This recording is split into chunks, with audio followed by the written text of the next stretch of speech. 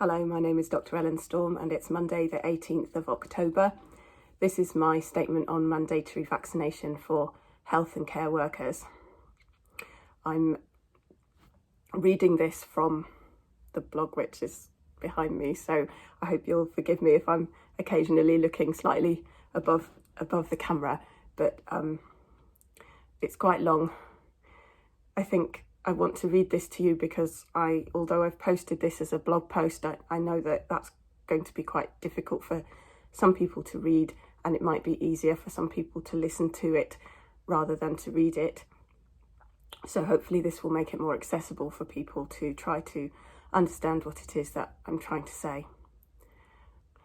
I want to start with a quote, and this is a quote from a playwright called Bertolt Brecht, from a play that he wrote in the 1920s called He Who Says Yes, He Who Says No.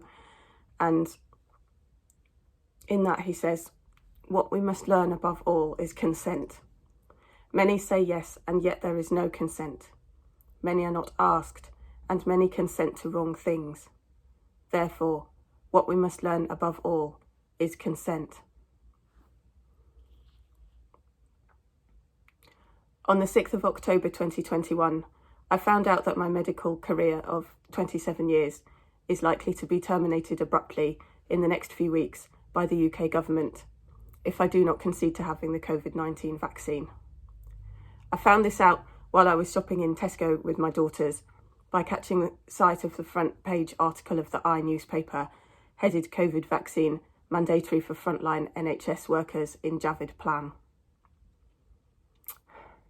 This wasn't really a very happy moment. I wasn't aware of this consultation, perhaps as a result of being a single mother and a doctor and a student all at the same time, and having rather a lot of other things to think about. But this article is my response to that article now, and to the UK government's consultation more broadly. I will argue that the proposed legislation represents a serious threat to human rights, at precisely the time when the Human Rights Act itself is being held up for review.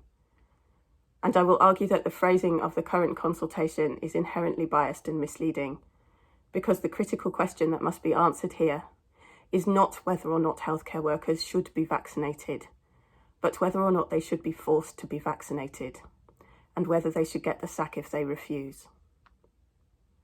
The UK government is currently consulting on whether or not to make the COVID vaccination mandatory for all frontline NHS workers.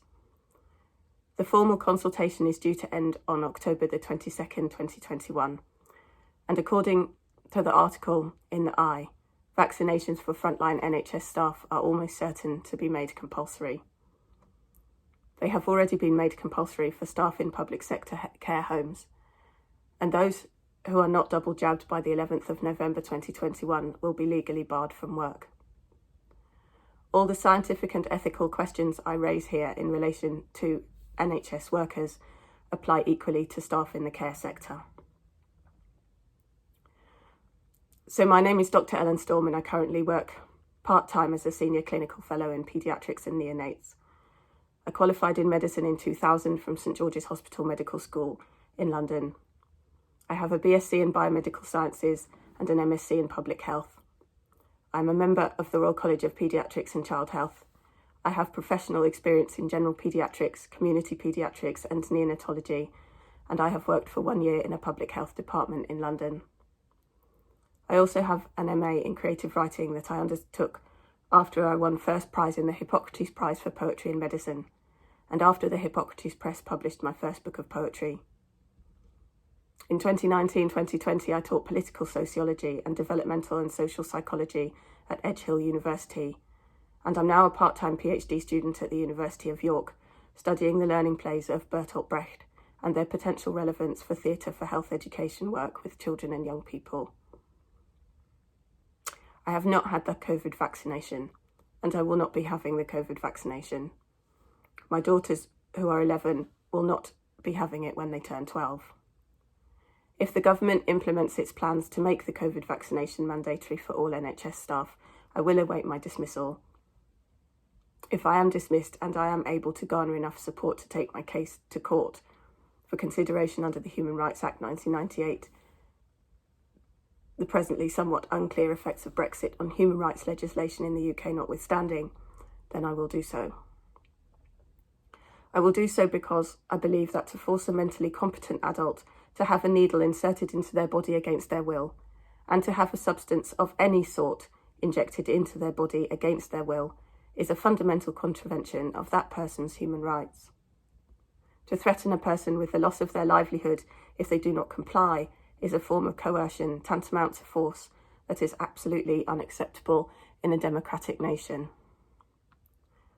This holds true irrespective of the nature of the substance in question and its purported safety or risk. However, at no point since the introduction of the COVID vaccine have I been offered or seen the original research data on safety. I have been expected to accept the vaccine's safety on trust.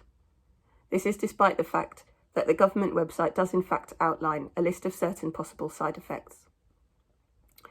For the Pfizer BioNTech vaccine, for example, which does not have marketing authorization, but which does have temporary authorization granting permission for its use in individuals aged 12 years and over, the following side effects are listed.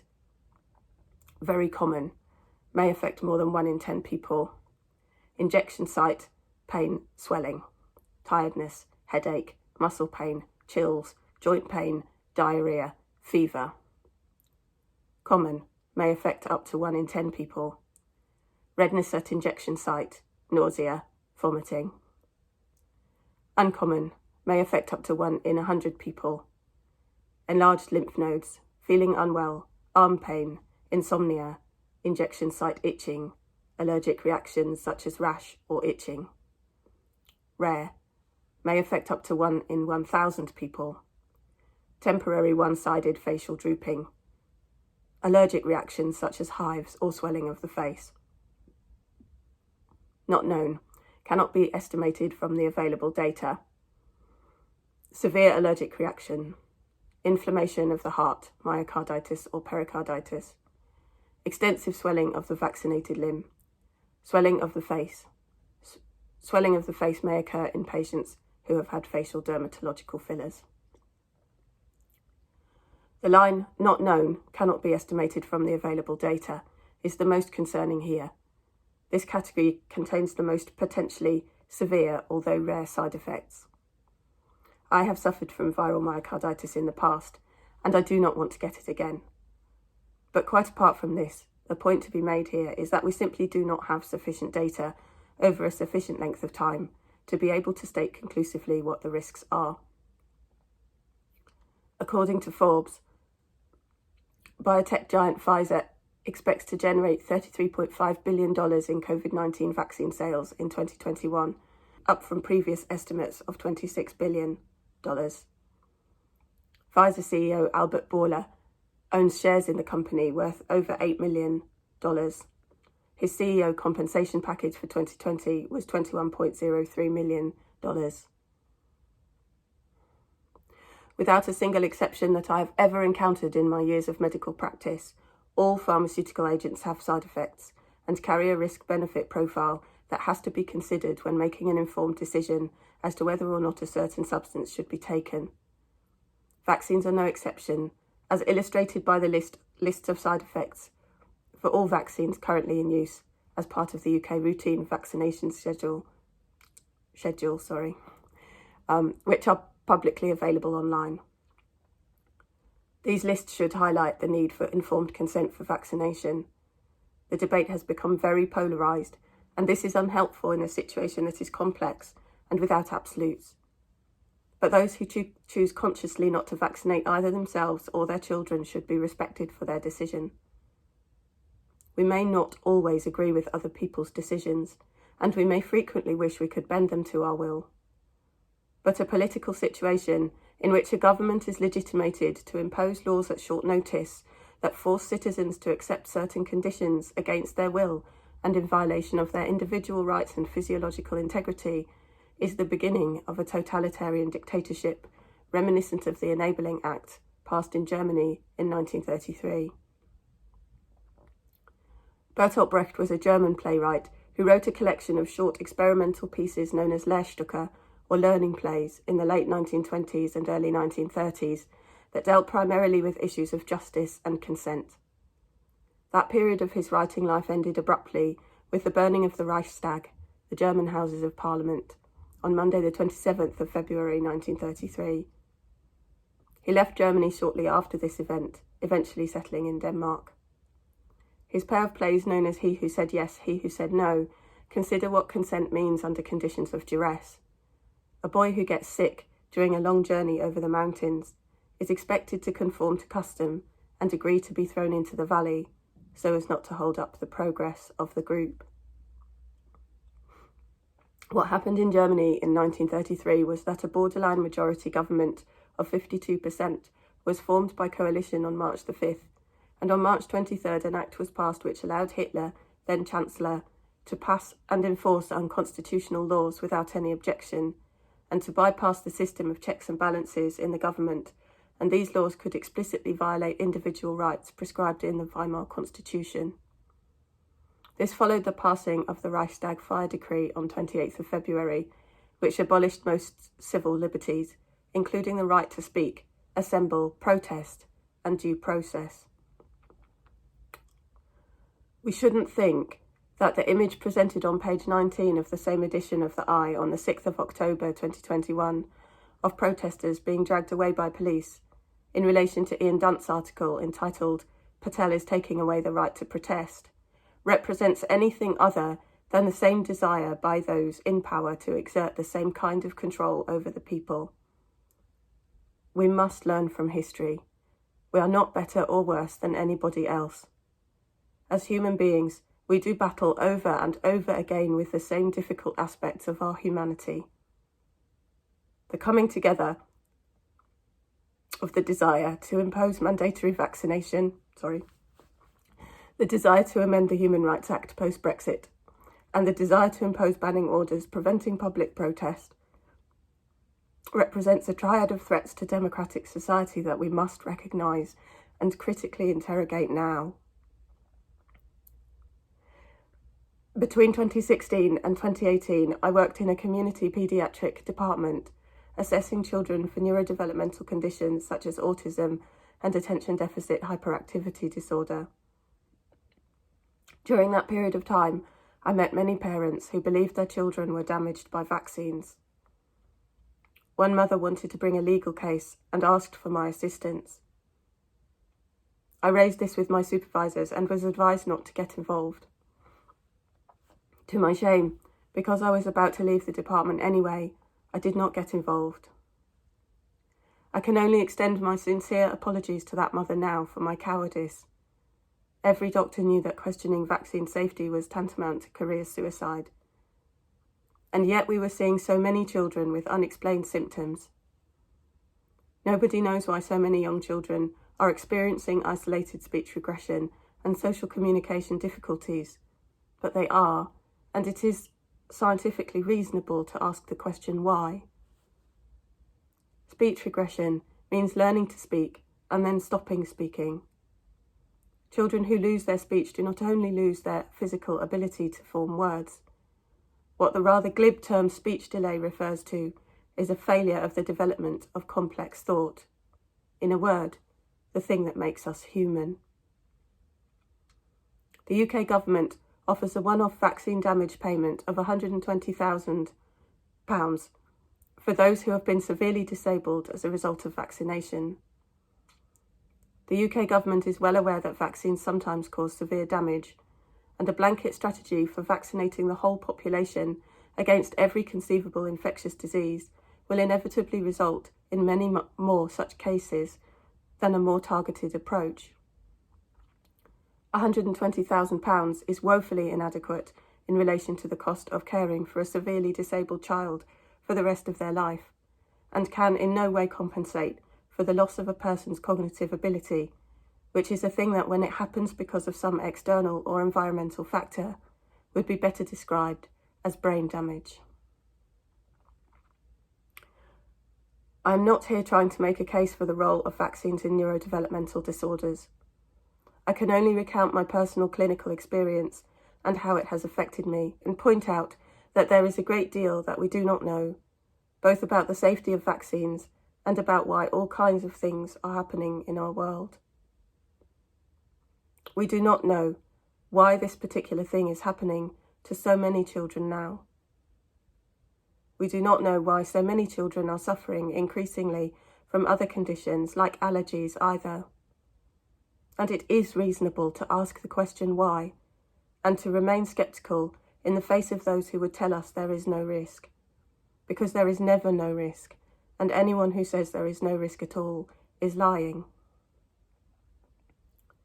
The problem we have now with the COVID vaccine in relation to obtaining clear, valid, reliable and unbiased information about risk is that people have in general one of two reasons for wanting other people to believe there is no risk: fear and profit. I am not an anti-vaxxer. My decision in relation to the COVID vaccine is specific to this vaccine at this time. I have had all my routine vaccinations and so have my daughters. Before we travelled to South Africa in 2019, we all went to the travel clinic and had all the recommended travel vaccines. I believe the basic principle of vaccination is sound, that introducing a modified version of a pathogenic organism does stimulate an immune response that offers acquired immunity to the disease caused by that organism. I also believe that we do not know what effect more and more vaccines are having and are going to have on our immune systems in the future in the medium to long term. We do have an immune system for a reason, and for the most part, healthy people are able to recover from respiratory viruses.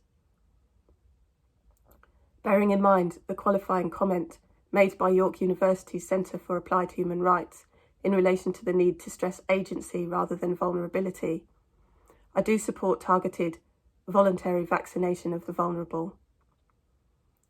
But for those with mental capacity, the person who must ultimately decide whether they are vulnerable or not is that person. Then, if the vaccine works and the vulnerable are vaccinated, there is no need to vaccinate anyone else other than profit.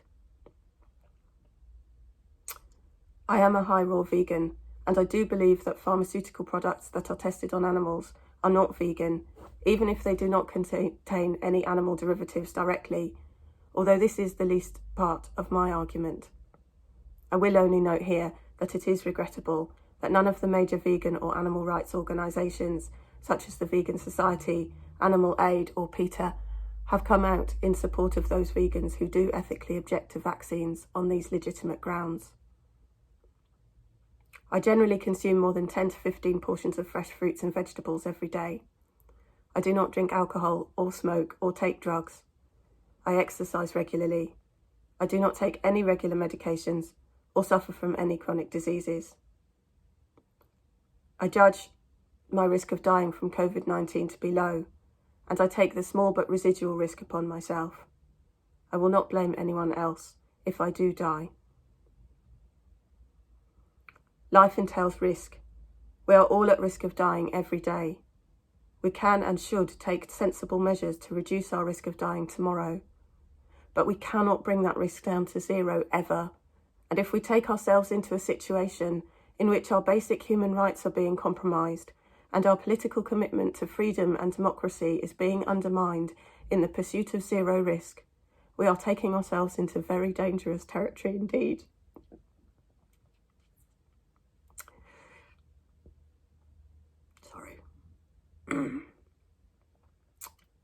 Human beings have lived in relationship with infectious diseases since time immemorial.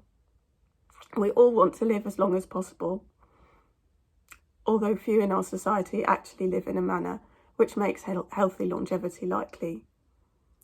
But when our pursuit of immortality begins to impact on the nature and quality of our lives in the present moment, and to impinge on the rights and freedoms of others, we have a serious problem. Because one of the things we can be absolutely sure of is that one day we are all going to die. Perhaps now would be a good time for all of us to reconsider our relationship to our own mortality. We should beware of hypocrisy. In England and Wales in 2020, there were 73,766 deaths due to COVID-19 and 81,795 deaths involving COVID-19, out of a total of 607,922 deaths in total. While, to take just one example, according to Cancer Research UK, around 47,800 people are diagnosed with lung cancer in the UK each year, and globally it is the second most common cause of cancer-related mortality, 2.21 million cases in 2020. But most hospitals I work in still do not enforce non-smoking policies on their sites, and there is a particularly unpleasant taste to the experience of walking into a hospital wearing a fluid repellent mask and having to hold my breath.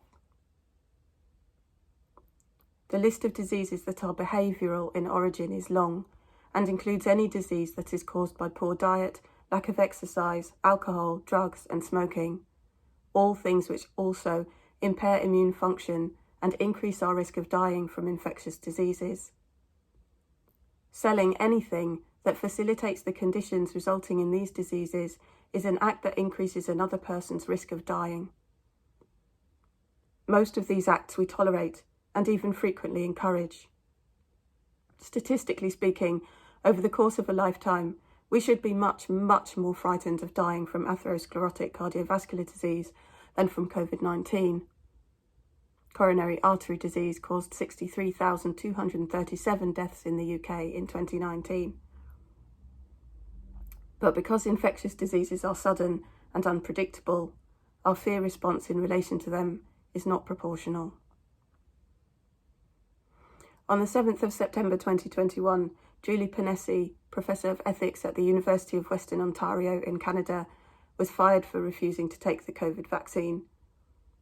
At the time I watched her video, explaining her ethical position and expressing her grief, with a sense of gratitude for the fact that I lived in a country with more sense.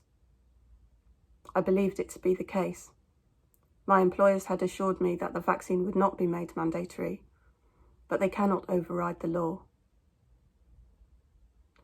In fact, I'm not sure I entirely agree with Julie Ponesse. If private organisations wish to make vaccination a condition of employment, then they arguably do have a right to do so. They are not physically holding anyone down. But coercion of existing employees is a real concern, particularly when it occurs in relation to significant power differentials.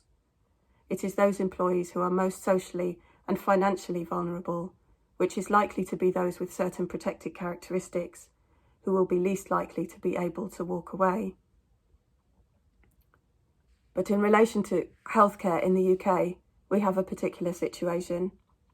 The NHS is a public organisation, and it's also effectively a government monopoly, as close to communism as we get in this country. At its best, its staff profile should represent the diversity that exists in the UK. That means different gender identities, ethnicities, sexualities and faiths, but also people who see the world in different ways. At its worst, we begin to see echoes of Animal Farm. If only those who accept the vaccine are allowed to work as doctors in the UK, then those who may wish to be treated by doctors sympathetic to their own decision not to be vaccinated have nowhere to go. Because I cannot offer my services elsewhere, I simply cannot practice medicine anymore.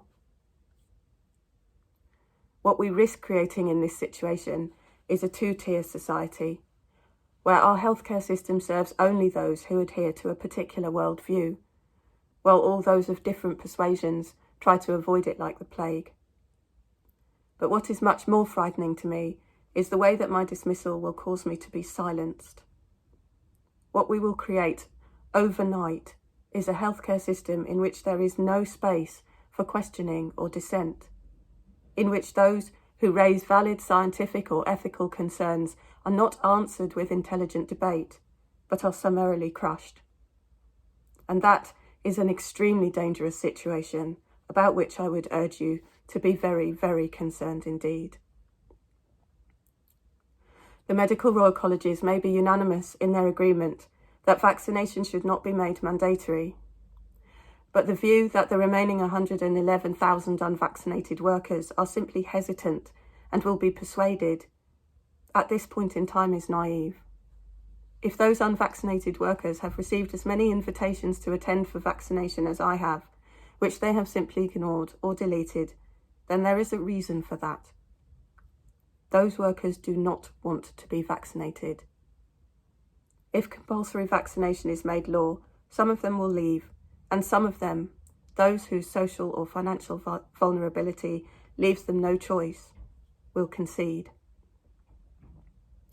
As a paediatrician, like all my colleagues, I have worked all the way through lockdown to care for my patients to the best of my ability under difficult circumstances. I have on multiple occasions worked with inadequate personal protective equipment because I failed to fit tests for the masks in general use for aerosol generating procedures, and was not for some time supplied with an alternative. Currently, a regular surgical mask is deemed sufficient to protect me from known COVID-positive patients who are coughing on the ward. Coughing apparently is not an aerosol generating procedure. Perhaps this is because by now my employers assume I am double jabbed. I have not been asked. I have continued to care for my patients as normal because from the beginning of the pandemic, I took the view that eventually I would get COVID, that I might be a bit ill as a result of it, but that I would likely get over it, and then I would get on with the rest of my life. I have not been paid extra for assuming this risk. All the rhetoric about NHS heroes rather stings in the throat when I was not given a choice but to assume this risk. The only alternative on offer being to give up the career I have invested 27 years in the pursuit of, and with it probably also my and my children's home. I wrote the bulk of this article on the 7th of October 2021. I started to feel unwell while I was writing it, and on 8th October I tested positive for COVID-19. I do not know whether natural immunity from wild-type disease will exempt me from immunisation if the proposed legislation comes into force. It should, but the immunisation programme does not currently include first testing people for COVID antibodies. I must also note here that some of the questions being asked of respondents to the government consultation are entirely the wrong questions. They invite a particular response because they give no option for the correct answer. This makes the consultation inherently biased and misleading. For example, care providers are asked to choose from 6 options in relation to whether they feel that care providers should be vaccinated against COVID-19. 1. I feel strongly that we should be vaccinated against COVID-19. 2. I would prefer that we are vaccinated against COVID-19. 3. I don't mind either way. 4. I would prefer that we are not vaccinated against COVID-19. 5. I feel strongly that we should not be vaccinated against COVID-19. 6. I don't know. Who is the we in this question? Care providers are not one single homogenous group, and the phrasing of this question preassumes a political standpoint that favours communal responsibility over individual self-determination. Few people faced with this list will choose options 4 or 5, because they are unlikely to feel that we should be actively not vaccinated. Most people presented with this list will feel they should take a position. The only other position being offered here is that we should be vaccinated. I don't mind suggests apathy, and I don't know suggests ignorance. There is no option here for the more complex, more nuanced truth. Those who want to be vaccinated should be vaccinated. Those who do not want to should not be. Everybody should be provided with full information on risks and benefits with which to make their own decision. Since there are both risks and benefits to vaccination, and people will take different positions in relation to this depending on their own personal circumstances and beliefs. As a result of this process, a certain proportion will be vaccinated, and this will have the effect on disease rates that it has. In the absence of coercion, one might expect that this proportion will reflect the level of certainty in existence in relation to potential benefit versus potential risk. The problem with this line of questioning is that the majority of respondents will almost certainly say that they feel strongly or that they would prefer healthcare workers to be vaccinated. But we must separate the question of whether we personally believe that healthcare workers should be vaccinated based on our personal analysis of safety and efficacy from the question of who gets to decide. Do I, as an intelligent thinking individual, get to say that I have not yet been provided with sufficient information to reassure me of the vaccine's safety? Do I get to say that I believe that a policy of blanket vaccination is wrong? And what kind of society is being created if those who raise difficult questions are simply thrown out, rather than met at the debating table? Anyone who belongs to a minority group of any kind has reason to be concerned about the answer to this question. Just because 99 out of 100 people believe that healthcare workers should be vaccinated, that does not give them the right to abuse the human rights of the one who disagrees. In the field of medical ethics, much is made of informed consent. Patients undergoing medical procedures are required to sign consent forms after a conversation with a person qualified to carry out that procedure about the potential risks and benefits. And they often give their consent, even when one of the risks is death. They do this because they judge the risk of death to be low and the potential benefit high. In relation to the administration of pharmaceutical agents with similarly significant side effects, we are not so diligent, and I have personally seen patients suffer severe side effects from medications that were administered without any such consent. These kinds of experiences leave scars and make one much more cautious. I am now being threatened with the loss of my career, livelihood and home if I do not accept a pharmaceutical agent that offers little benefit to me as an individual, but that I judge to carry a currently unspecified level of both short and long-term risk. I do not give my consent. I may give my consent if I am at some stage presented with convincing risk-benefit data produced under conditions likely to minimise bias. Unfortunately, until all those at all levels involved in the manufacture and sale of vaccines receive an NHS equivalent salary and cannot profit any more from the activity, I will not judge this to be the case. If this law is passed and I am unable to find equivalently paid work in the next few weeks, my daughters will undoubtedly lose the home they have lived in since they were born. I can only say this to them: girls, I am very sorry for what may be about to happen. But if I teach you just one single thing in life, let it be this: never, ever allow yourself to be frightened into agreeing to do something you fundamentally believe to be wrong. To do so is to subscribe to a form of aberrant logic that leads directly to the death camps. Since the days of Sophocles' Antigone must decide whether to bury her dead brother, Polynices, despite having been threatened with death if she does. And before, human beings have been grappling with this one dilemma, which is fundamental to all questions of justice. Overly emotive analogies with Nazis are not helpful. But a dictatorship is a dictatorship, whether it's a fascist or a communist one, and these things don't generally happen overnight.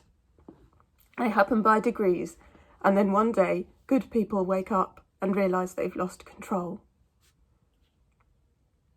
Any situation in which either physical force or psychological threat or coercion is applied to intelligent, thinking citizens to make them conform to the will of those in power is somewhere on that slippery slope. Most of those who supported the Enabling Act almost certainly thought it was the right thing too. They simply did not see where they were going.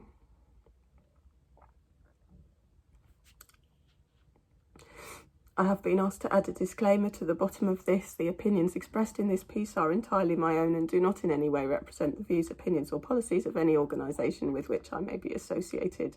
If you would like to see any of the references to the various things I have referenced, then you can find that on my website, www.drellenstorm.com, in the blog section. You can find all the references there. Thank you.